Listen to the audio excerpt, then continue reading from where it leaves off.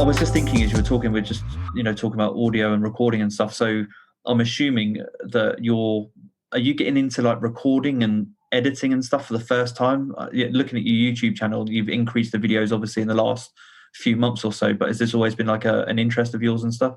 Yeah, I did a couple, like just for, I suppose the YouTube thing has always been mostly for fun. I never really wanted to make money off it. I wanted to get to the point where you do make money off it just as a sort of a mark of achievement, but I didn't really care about the money element of it. But I used to edit videos back in the day with my mates, where I would just sort of get a compilation of the amount of things we had done over a year and mush them all in together to make a sort of a yearly thing. And I think I did that. I did it with a few things. I did it with like I think we had a load of footage from a music festival that we went to, and then I mushed that all together. And then, so I've had some experience in it, and enough to know that it was fun when you're making something funny, and you kind of get that bit where you take off 5 seconds here, and then you change it from 5 seconds to 5.5 seconds, and then you look at it, it's like, oh, that's correct now. That tiny little bit of difference makes it so much better. Like a simple editing thing that I love in film is, and it's always done, is just like when someone's about to go, fuck, but they just cut them off at the very last second. So it's like, you can tell that that's what they're about to say. And it's like, and it just like cuts straight off. Like, yeah. They do it like films where they can't swear, but I don't think it like, I think it's funnier than the actual swear word itself, because it's like, it's the assumption almost, and it's like the imagination takes it, and that makes it more potent. Yeah, I think as a kid growing up, I kind of remember that stuff from The Simpsons, where they maybe weren't allowed to swear, and so they used to have to do that kind of thing a lot. Yeah. They find workarounds though. So there's obviously the editing part. A lot of people actually, I was talking to someone about this recently, they don't realize how painstaking, like particularly with YouTubers and stuff, they see the videos and it looks all maybe clean, polished and stuff, but people don't realize how much work that is behind the scenes to just edit that half a second, or find that half a second to edit to clean things up. But do you actually enjoy the process of making those videos that you're making at the moment, the few that I've seen recently? There's some of them that I really do, and there's some of them that it's just this is tedious repetition. So like part of the channel is what the whole channel started off was like this thing called I called it VAG, because it was video games, albums, and cocktails. Cocktails was always turned into getting, and then insert synonym for drunk.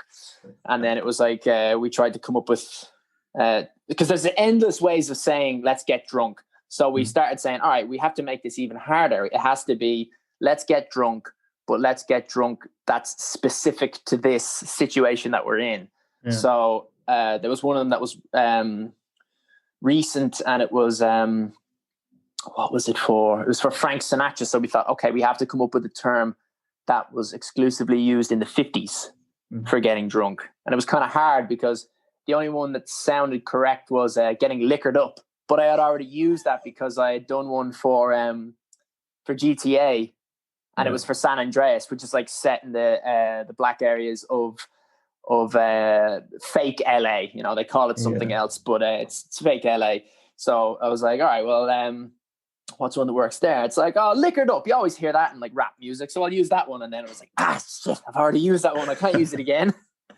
I'm actually quite interested to know, because I've seen some of those videos, and I was wondering if ever, one, you'd ever thought about it, and two, whether you're still thinking about doing the whole Twitch thing, or doing that, like, because I can tell you're into gaming. Oh yeah. I bought loads of Twitch equipment a couple of months ago. Like that was the doing things live streaming was one of the so far the best way that I've thought of for doing. Was that your cat?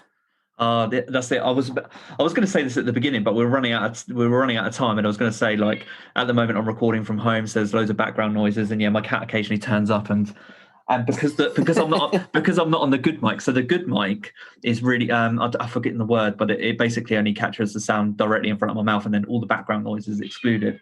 But I forgot now. I switched laptops. You can probably hear him. He's right in the background down in the corridor. I think it adds to it, makes it seem a little more. Sometimes you can. I was telling someone earlier today that one thing that I've can't, out of all the editing techniques that I've been learning and everything that I've learned, one thing I've not been able to do is edit out animals. You just can't get rid of them. Anyway, where were you? What were you saying? You were saying about Twitch. Oh, Twitch. Yeah. So the way I thought of it was that if you do live recordings, and then because Twitch is all about reactivity, and I mean, you can do this with you can live stream YouTube now as well, and I would do that. But I mean, Twitch is an avenue that I haven't tapped into, so I would open that up. I hate TikTok, but I'm going to open up a TikTok thing as well, just because I mean, it's another avenue of putting out some form of entertainment or something that would attract people. So it'd be foolish for me not to avail of that. But with the Twitch thing, so I've been trying to come up with loads of different things where it would be like every time I get a headshot playing Warzone, which is difficult to do, you give £1, $1, €1. What I've and then do that with larger ones, that I wouldn't be doing from home. That would be significantly more entertaining. Like I want to do run a marathon on a treadmill. I think I could do it there's a semi-outdoor gym that I used to work in, and I'm going to contact them and see they don't actually have a treadmill, but I'm sure they could rent a treadmill for a day to do this, because it'd be good for them and it'd be good for me, and get on that. And then also there's one of my friends, he plays this game with people who are on the Irish team. There's like esports team. And so he's mates with them, and he said, oh, my mate, he's running this cancer charity thing. He's all right at Warzone, but he needs people to to come on and try to get some victories while he's running on a treadmill. So he's all right. Let's put him 5 out of 10. He's going to be 3 out of 10 at least if he's going to be trying to run on a treadmill while he's playing the game. Oh my! And and then so what you then turn that into is every time they carry me to a victory, then that's the point to point at the camera and be like, all right, we won that. Now you've got to give money to the charitable cause. Because I think these days you can't just say, please give £5 a month to save blah, blah, blah, blah, blah, because there's too many people that do that sort of thing. And it just becomes like an overwhelming amount of charitable requests in someone's eyes that they then just become blank to it. And it's not because they're heartless. It's just anytime advertising is pushed too much on a human being, there's only so much that they can take in. And so I was like, all right, well, maybe if I'm entertaining, and then every so often when it's at the most entertaining part, that's make it like it's almost like a prize in a weird way, where it's like, yes, I've earned a donation from you. And if you were watching that as a viewer, you'd be like, yes, you have, well done. And you'd want them to, come on, get a victory. I'm not giving you the money until you get a victory. Yeah, he did it. This, I would do that if I was watching some sort of a charity sports game or something. Do you know what? Thinking about it, I haven't seen too much of this, but I haven't seen the esports world connect with charities. You've seen that I had a bunch of things that I was curious about to ask you. And one of them was going to be that you kind of just touched on the topic then, is you described it really well. You said people are overwhelmed with this amount of information, please donate to this charity, please donate to that charity. And I feel like over time, I'm just exposed to so many messages like that the advertising side of charities is just meaningless to me. And it's really sad for me to say that, but it's true. And I've been impacted by cancer. I'm sure we might touch on that as we're talking, and other things, as other people have. And just even despite that, being personally impacted by something, the messages still don't really connect with me. And actually, there's that whole world of esports where, I've watched esports, I see it on TV, but there's probably a big world of esports that can connect with charities and actually make a big difference. And like you said, the way I'm thinking about it is gamify it. Like you said, to make it really engaging, there's a way that you could do that. And I think that'd be really fun. One thing I was thinking, so I got this thing called a Xiaomi walking pad recently. It's almost like an indoor treadmill, but you're going to have to Google it. I'll show it to you afterwards. But I think I do know the ones. It kind of looks like you're going up a little stairs. Yeah, well, yeah, it's like a folding treadmill, but without the side bits. So without it's kind of hard to explain. It's just like the bottom bit of a treadmill, I guess. And, like a tank upside down. Yeah. And I tried walking. I tried walking and just watching TV and playing a little bit of video games. And my coordination's so terrible that I can tell you that's a real challenge there. If you want to give that a go. Yeah, no, I'm so far. I've never tried to play a game off it. I did cycle on a, like, you know, those things, the turbo bikes. Yeah. Yeah, so I did cycle and play a video game, but that doesn't involve any of your body weight being, you know, set off kilter. So it's, the difference would be huge, I'd imagine. But just in terms of how much, like, like energy output, it wasn't difficult to do at all. It was a bit annoying because I thought it would be like, you know, when you get on your bike, it feels very normal for you to do that. And I could call someone up, or I could listen to a podcast, I could hold a conversation while out riding my bike. So I thought, I mean, watching television shouldn't be too difficult from that. And so I was watching TV and I was like, this is still kind of boring. I am paying not enough attention to this. It's not engaging enough. So I was like, oh, well, I'll get the PlayStation controller out and see if that was any good. Yeah. And yeah, it was definitely better in some ways and worse in other ways. I don't think I would try and mix the two if my goal was purely just exercise. I think there's something about something only being audio that it's the right balance of distraction. Yeah. Where you can still work hard enough for you to be benefiting your time, using your time properly. So and then also, whenever I'm listening to music running around, I often, take my phone out and like changing songs around. And sometimes I might have to tap in and like search for the song. Yeah. And I am able to like keep on track while like tapping away at a small phone screen while running. But I've never done it for 6 hours. And that's probably how long it'll... That's like, I'm not going to be able to run fast this marathon. It will be me like, on the trot, like jogging. But yeah, it's going to be interesting in any case. Right. I'm going to have to stop and break down a bit of an intro to you and why we're even talking, because otherwise this is going to make no sense to anyone. I know your story. Yeah. Go for it, man. So I'm going to ask, by the way, tell me if this is a horrible or if this is a boring question for you to answer. Either way, I'm going to ask it, but I'm interested to know. But I do want I kind of want you to explain maybe the short story about your story from, I guess, this year. And as far as I know, this goes back to earlier this year, maybe even longer. But essentially, there was the prognosis. And by the way, I Googled this before I spoke to you because I wanted to know the difference between a diagnosis and a prognosis. And I think I've got this right by saying it's a prognosis. Again, you'll be able to tell me if I'm wrong. But I don't know the difference myself. Oh, there you go. Yeah, I wasn't sure myself. But I think a prognosis is when they're kind of certain about what something is. And a diagnosis is when they've got a rough idea, but maybe not 100% certain, or maybe there's still things to be determined. But I think I'm at the stage of prognosis right now, seeing how they've done an advanced biopsy. Yeah, so that was it June or July 2020 this year? Or was it earlier? Well, do you just want me to start from the start? And start from wherever you're happiest to talk about. Yeah, well, I suppose it's when it makes the most sense. So I went in for a medical trial just because I work in the fitness industry, and at the time I was only doing the fitness classes. I wasn't really doing much top that.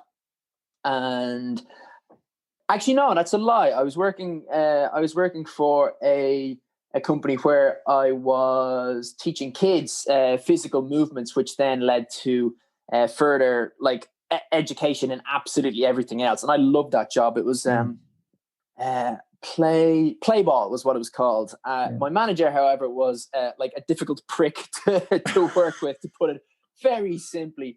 And I was meant to be working on a certain weekend, and then I didn't get those shifts. And then so I came in and was looking for, I had a spare time in that area. So then I went in and I did a medical trial.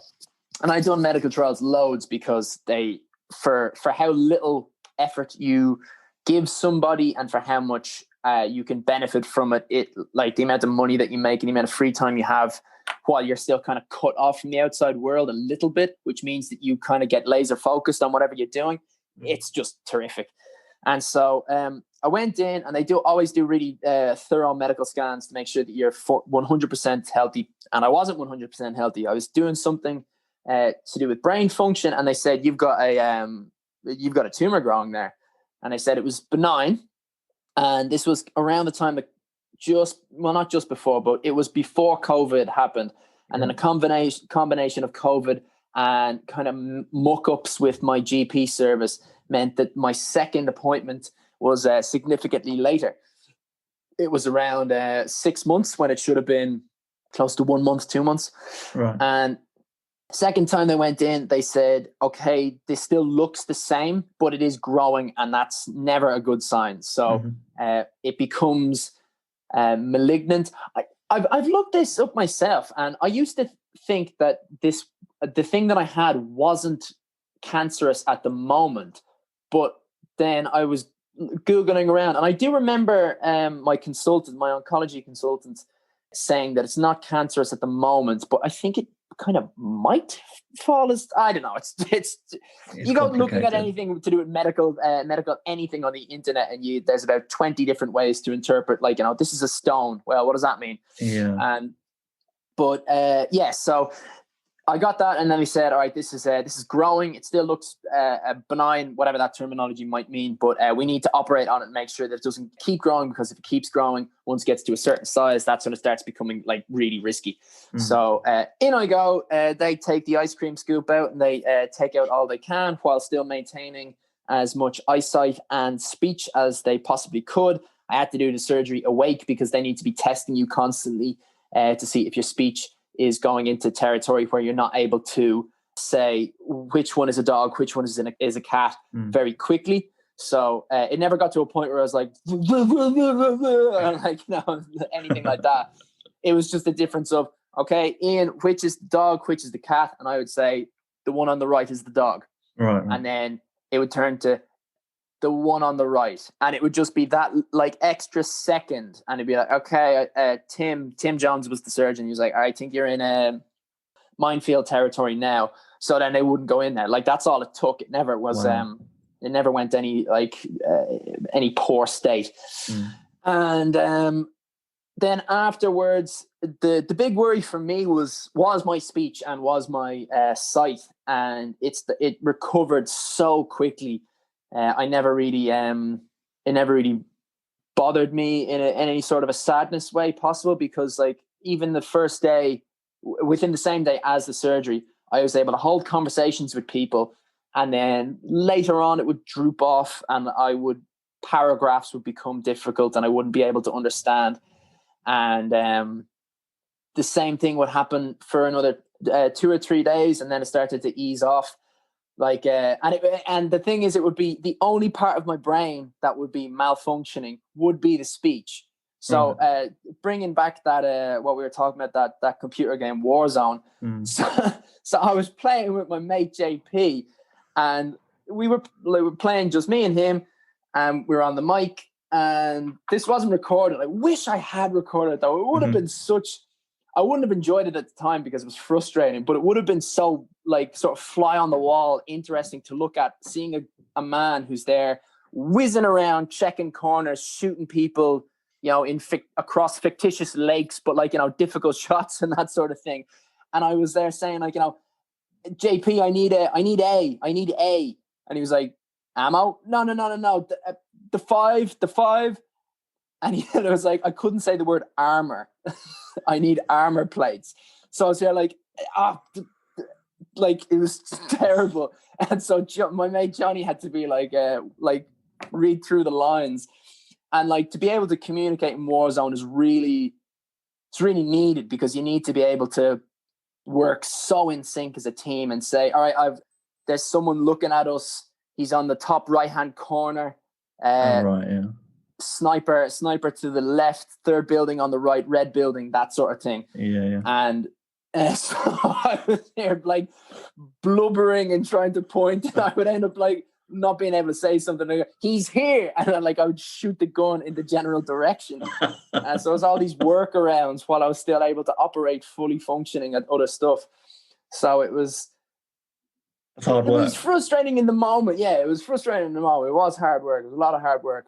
But I knew afterwards this will ease off. And it was also great because JP is like he's a loyal and loving friend, but there's no pity in him in a good way. He doesn't like mollycoddle you. So he wasn't like going, oh, Iain, this sounds hard, man, to just be patient. He was just like sort of waited for me and was guessing and was just like getting on with the fact rather than, you know, someone who's pushing around someone in a wheelchair like they're pushing around someone in a pram. You know, there's a lot of people that do that sort of thing and I hate it. And everyone who gets that reception hates it as well. Yeah. It's going to make him a really good player as well, because he's going to be able to, like, the intuition there between you both is going to be amazing. We do play well together. Yeah, there you go. So what's funny to me as you're talking is that isn't even that long ago. So, and just speaking to you now, there's no, you know, if I hadn't known your story, I would have known there was no difference in your speech or whatever. Is there any noticeable difference still to you, to, I guess, your mental clarity, your speech, anything at all? Oh, nothing like that. There is radiation burn on the side of my face, but that should ease off.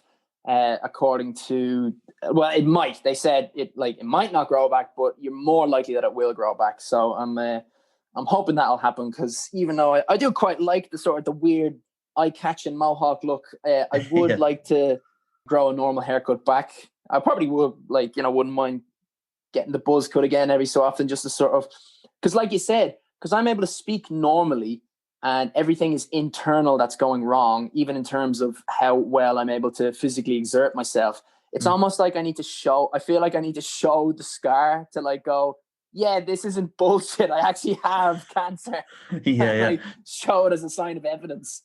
No, it's actually, it gives you quite an intimidating look, actually. I don't know if you felt that way before, but it's, you watch MMA, right? I think I saw some clips where you were watching Joe Rogan. Right. Yeah. So it reminded me of when I see like if I see Alistair Overeem and I see his face all cut up with scars, it's just like, oh, you know, he's been for a war. It's like battle scars, isn't it? Yeah. Who's one of the Iceman? What was his name? Chuck Liddell. Yeah, Chuck Liddell. Yeah. Yeah, he used to rock a mohawk. Oh yeah, he still does. That's pretty. Yeah, his one's pretty badass actually. And that's what it kind of reminds me of.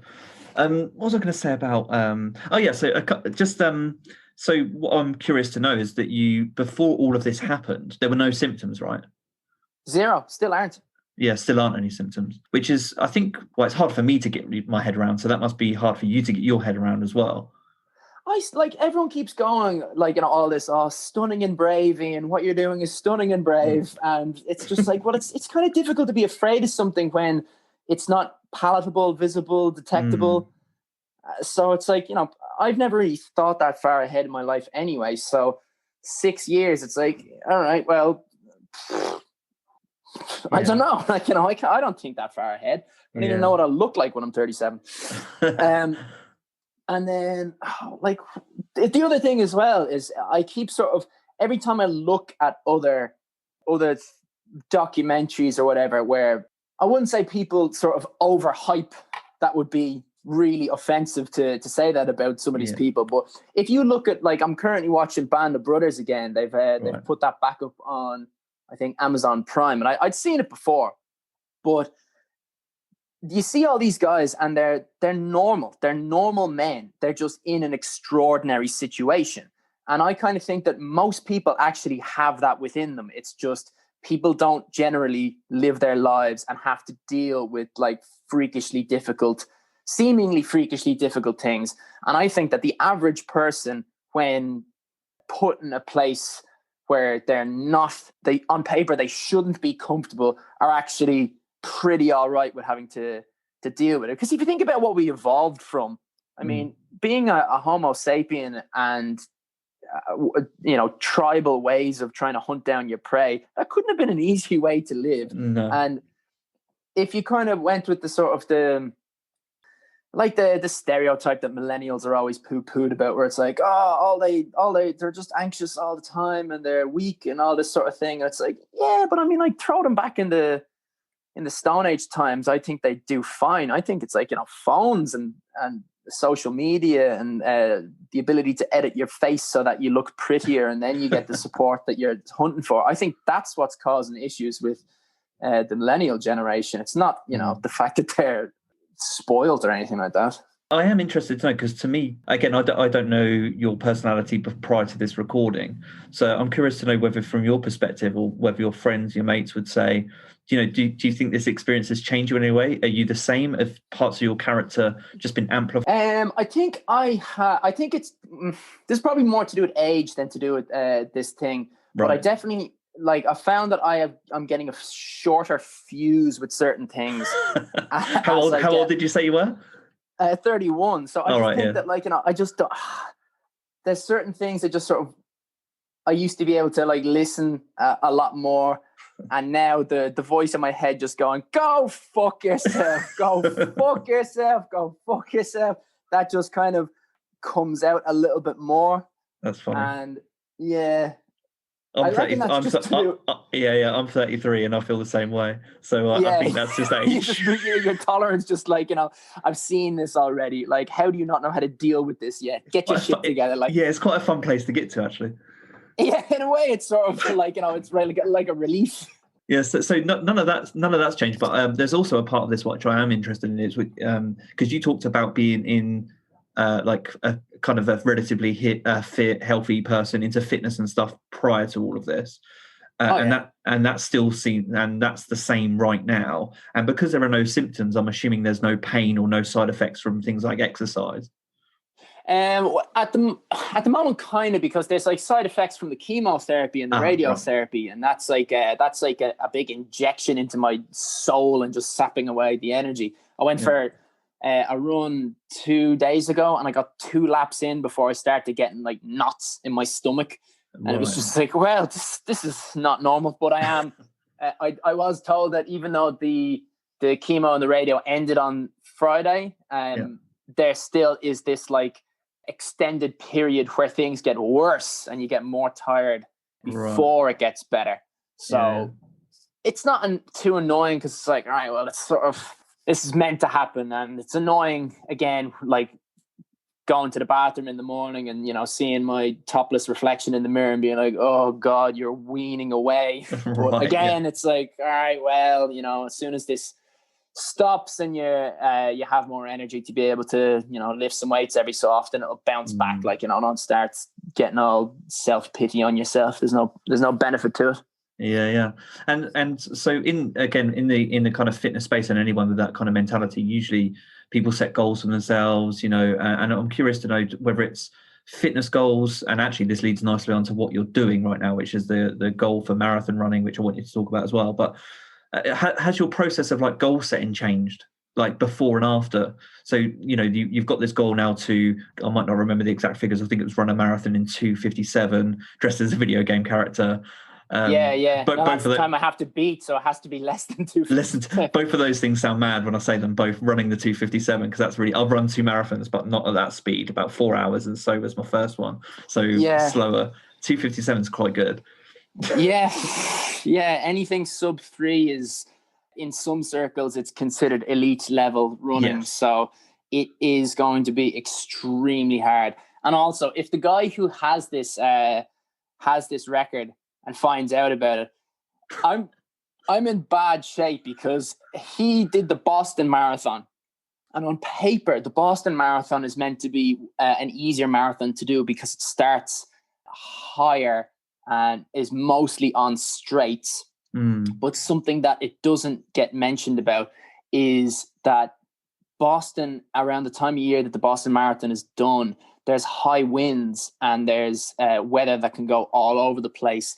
And there's two long hills that are at mile 17 and mile 20, which really, chews you up. If most of it is downhill, that doesn't actually benefit you much. As a runner, flat is usually the most comfortable. You have to run in a slightly awkward way when you're downhill. So it being slightly downhill isn't much of an advantage. And then having 2 big hills at points where you're probably running on willpower more so than your muscles' ability to put one foot in front of the other. So it's significantly harder than you would think. I read an article on it and I was just like, oh God. So if this guy wants to make his record harder on me, he could just go do the New York Marathon and smash his record to bits and break my heart. Why do you know why he's doing it? So he's doing it as a video game character as well. Why is he doing it as a video game character for charity as well? Oh, I don't know. I just looked at the guy's. I just looked at the guy's record time. I didn't look into his backstory or anything. That would like be really disheartening if he's just doing it for the sake of doing it. Do you know what I mean? Like, you're doing it for a good cause, and he's just doing it because he can. Everybody does that with the marathons when they dress up as characters, I reckon. Yeah, that's true. Actually, if you're gonna do it, you may as well throw a charity on top of it. Yeah, I didn't see this anywhere, but have you thought about like where you're going to do it, what you're going to dress up as?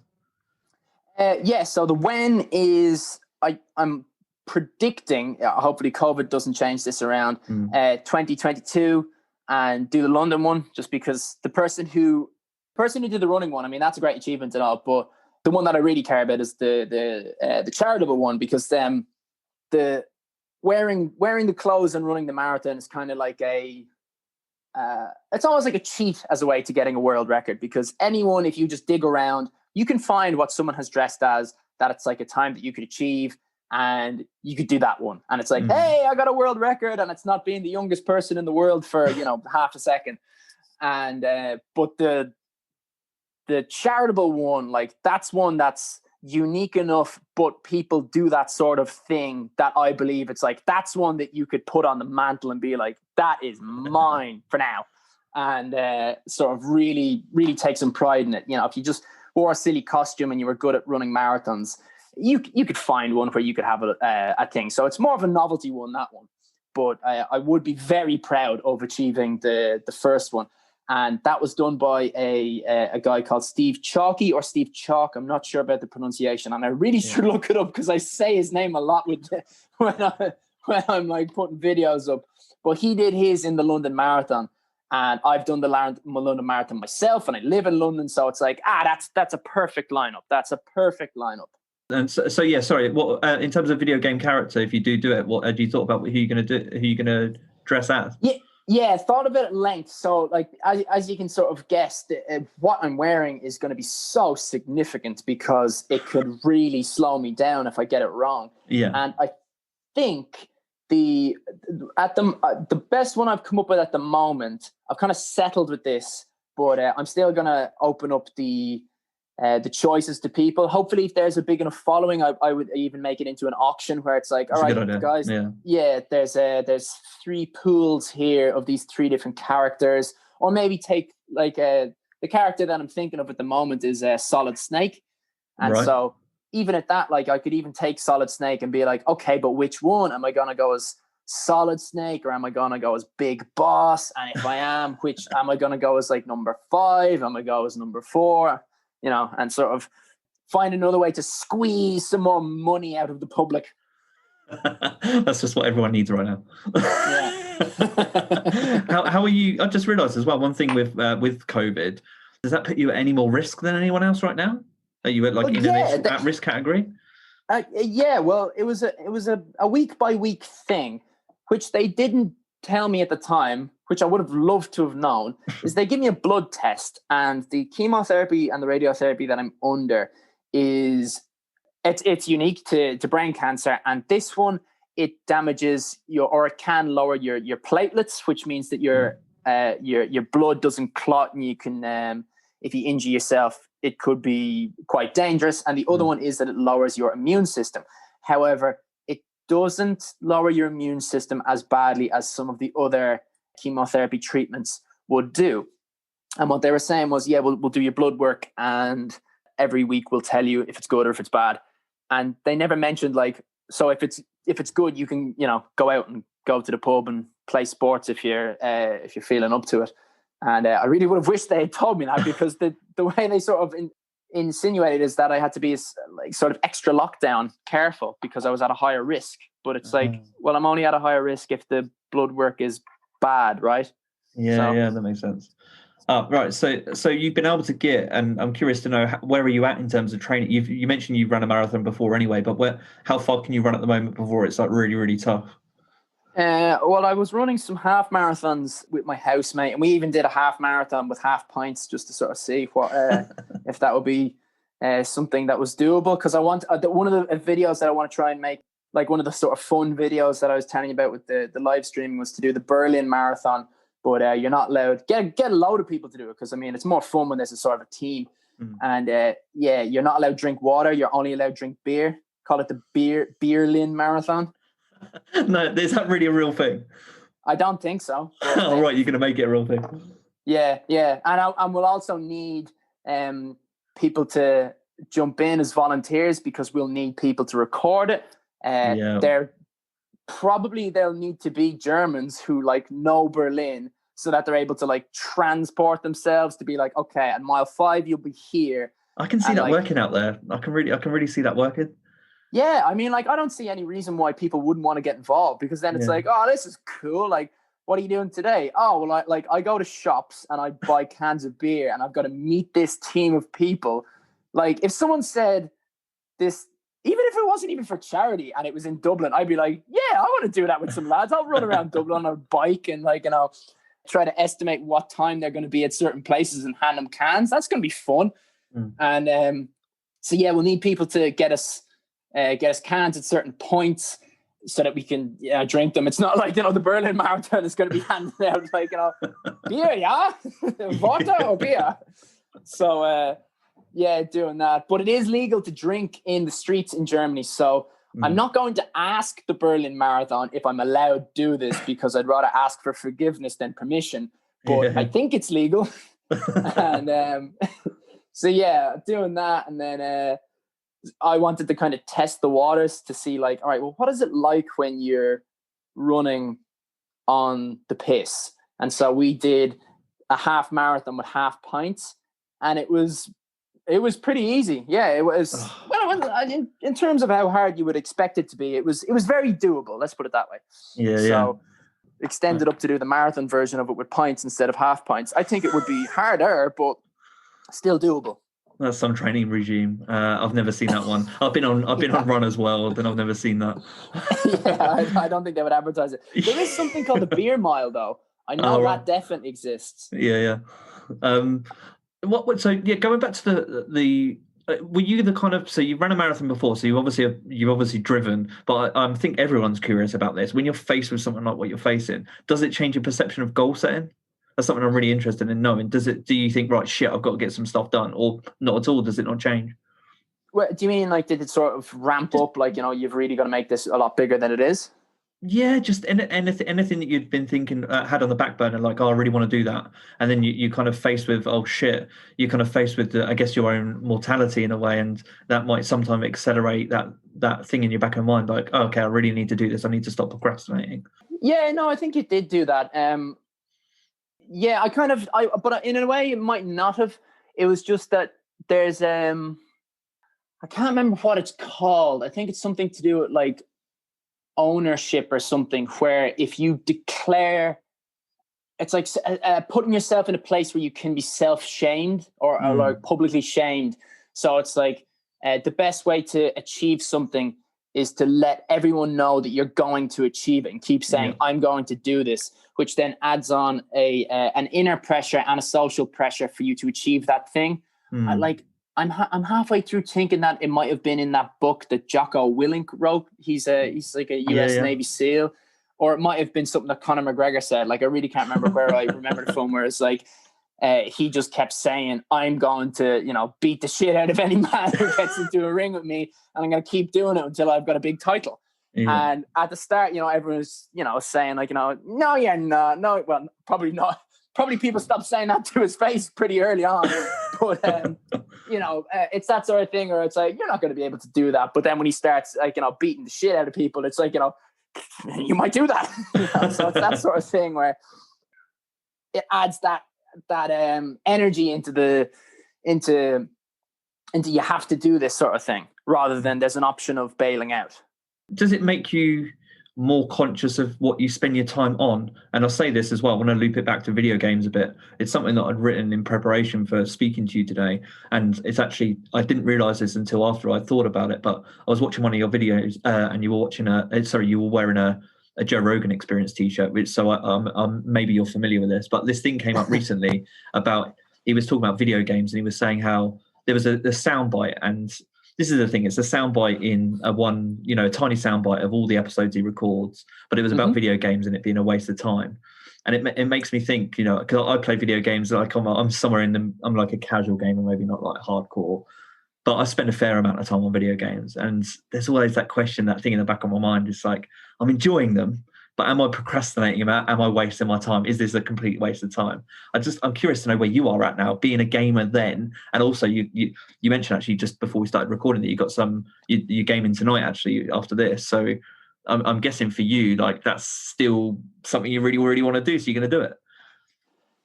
Yeah, like in a lot of ways, I think it 100% can be a waste of time. Like a big part of what I'm trying to push at the moment with my channel, unrelated to thing. I mean, every channel, every video I make, I always go, yeah, cure cancer, dietrying.com, blah, blah, blah, blah, blah. And then, but one of the things that I really want to try and push with people is that computer games are really fun, but you can easily piss away your time playing them too much. However, you can use the way that human beings form habits to make it into a positive thing, because you can use it as a reward system. So like loads of videos I make is just like sped up footage of me working out and sped up footage of me meditating while I'm explaining what I'm about to do in the game that I'm about to play, that you're like, this is the footage that you're about to watch. And the idea of that is like, this is what, and I like a clock in the background showing that I actually did this on the day that before I started playing, where it's like, you need to, get your shit in order before you start pissing away your time on computer games. And one that I've been pushing a lot is if you play on a PlayStation, the lounge or whatever, the home screen music for the PlayStation before you actually start any of the games is this really kind of soothing noise that could easily be background meditation music. And so what my logic to people is that if you turn that on and then start meditating, what can then have a knockover effect, and there's some science in this. I don't know if this exact thing works, but this is based on some science. It sounds like bro science, but I'll let you have it. Go for it. Well, like I do read books on habit, and like the latest one that I reread was The Power of Habit. Okay. And so this acts as something called like a cue reward and a cue routine reward system. And so the cue you could work this into being the cue for meditation. If you meditate and you listen to the PlayStation home system and you keep sticking with that you always meditate before you game, even when you're tired and you don't want to do that, you get your mates at saying like, let's get started, let's do this now. And you hear the home screen. Hopefully every so often it might be like, you know what, meditation, I might just do a short one. You can 10 minutes is often enough for that sort of thing. I'm going to do here, lads, look, I'm going to be 10 minutes late. And then that prompts you into being that sort of in that mentality of this is something that's good for me. And I'm going to do it because the home screen, if I disobey that and I don't meditate before I start playing, then I might have guilt while playing and it won't become an enjoyable experience. And then to the exact opposite side, if I did meditate before I'm about to game, it starts feeling a lot better. And even if, you have a shit game and, just things that are not really your fault happen and it's just annoying, like, you keep getting lag or for whatever reason, there was a sniper that you would have seen, he shot you and your game is dead. At least you can get away from that. And afterwards being like, well, at least I did the thing that I was priming myself to do. And this exact same thing is there with the whole working out before you start doing the thing. If you build it into a habit, it will then become a case where if you start playing and you haven't achieved the things that you've set out to do, that this experience is now a bad one. It's like drinking too much. If you drink every day of the week, Friday doesn't, like, when you crack a pint open, Friday isn't that pint isn't as delicious as it normally is because you're doing it all the time. Yeah. So if you've done your week's work and then like a Friday comes along, when it first hits the lips, Jesus, it's amazing. And that's because you've earned the shit out of it. And that's what I think that you can, if you do it right and if you put some work into it, you can turn computer games into that. Otherwise, you're pissing it away. It's a bit tough. I was speaking to someone this morning actually about like self-development and self-help, and like I think it can get easy to just get into the the space of just reading that stuff and not applying it. But sometimes there are these little tidbits of information that you kind of get, you apply to your life, and that actually makes a real bit of difference. The one that I haven't been able to do, funnily you should mention Jocko Willink, is wake up at 4:30 a.m. every day, because I don't know if you see that on Instagram or anything. That is crazy. Yeah. He takes a photo of his watch. That always makes me feel terrible about myself. So I don't even know why I look at it. The ownership at a part of it where, you know, you do sort of start thinking like, you know, well, even though this was someone else's fault, like, you have power of your life, and you put yourself into that situation, and maybe you didn't handle it right. And I definitely have taken on some of that information. I think it's a great. Whenever he's reading, it's significantly different to the other guy reading, because I find him just a bit sort of too American military, like up his own ass. Yeah. It's like that he has his own unique terms for go, for like ready, steady, go. It's like, we had a unique term where it's like stand by, bust him. And it's like, well, why didn't you just say ready, steady, go? Yeah, exactly. What's wrong with that? Yeah, there is a certain element of masculinity to the vocabulary that they use, isn't there? It's funny you say that, because I think I watched Tim Kennedy recently. I think it was Joe Rogan actually he was on, and I found the same thing with him. Tim Kennedy was very much that as well. Just this weird vocabulary that it's so overtly masculine. Jargon. Yeah, jargon. Listen, I know you've got to go in a second, so I want to make sure that you get in plenty of time to plug all of the information for where people can find out your channel, your information. So just two questions, when one, can you share all that information? And just to close out this podcast, I didn't ask what's next in terms of, you mentioned that you've done rounds of chemo. I'm curious to know where the treatment cycle is for you next, and what's upcoming for the next few months. So at the end of the month, there's an MRI. I don't think the MRI, it really matters too much what the results are. Maybe if it's, you know, something absolutely horrific, there might be more brain surgery involved, but that's not likely going to be the outcome. So I think the MRI is going to be relatively uneventful, and then the next round of chemo afterwards is a lot simpler, and it doesn't involve there's no more radiotherapy, so hopefully my hair will start growing back. And because that's the radiation laser that gets shot into the brain, and the chemotherapy is literally just pills that I take at home. And they even mentioned that they might even just post them to me rather than me having to come in. Not that that's a big deal, but I mean, like, it's, you know, little wins. And this is like a much higher dose, but they only do it over 5 days, and then I'm technically under the chemotherapy for a month, but I've only taken the pills 5 days in a row. So again, like, on paper, that sounds like it's going to be way easier, but, you know, I'm not going to know until I start doing it.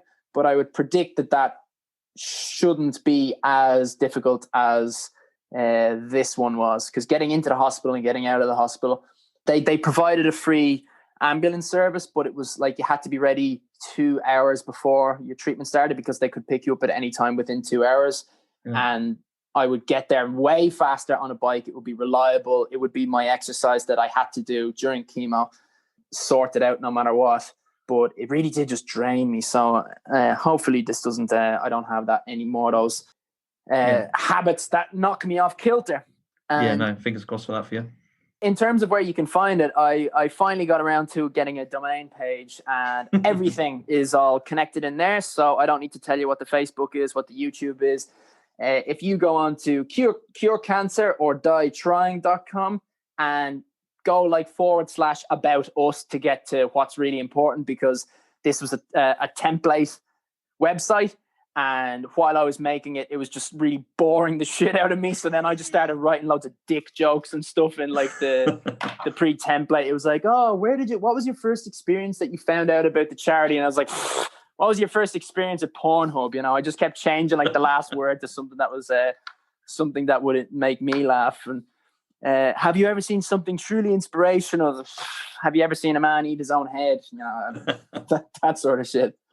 That's brilliant. I'll link to that and let people know that they can vote. I forgot to ask, in amongst all of that, one final question is the charity that you're eventually going to run for. Have you decided that?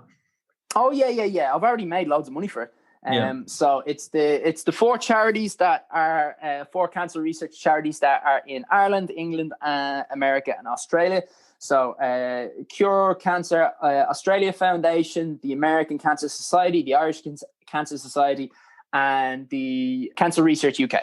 Nice one. I haven't seen that yet, so thanks for sharing that. And like I said, I know you've got to get off now, so just want to say I appreciate your time. Thanks for sharing all that and talking to me. That was I appreciate you having me on. I'll definitely do it again sometime. Yeah, no problem. So it feels like we got a little bit done, but there's there's loads more to chat about. There's loads more to chat about. Yeah, maybe, again, I don't want to take up too much of your time, but maybe I'll catch up with you in a few months, see how you're doing, and we can cover all those things that we didn't cover.